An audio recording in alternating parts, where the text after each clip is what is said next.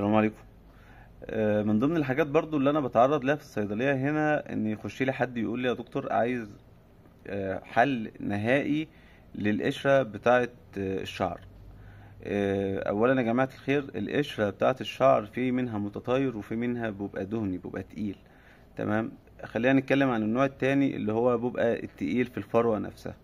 معنى ان انت بيجيلك قشره ان طبيعه الفروه عندك بتفرز زيوت بزياده، ودي مش هنعرف نغير الفروة بتاعة الراس، مش هنغيرها، فبتفضل مستمرية معاك مدى الحياة للأسف.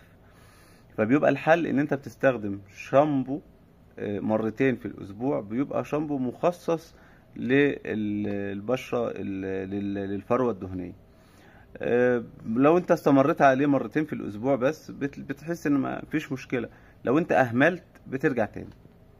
ده شامبو ناتورال اللي بنستخدمه مرتين في الأسبوع باستمرار. لو بالنسبة لك سعره بيكون غالي ولا حاجة، في حاجة شبهه بالظبط اسمه افورال، برضو بتستخدمه مرتين في الأسبوع. بترغيه على فروة الراس 10 دقايق وبعد كده تقوم مغسله.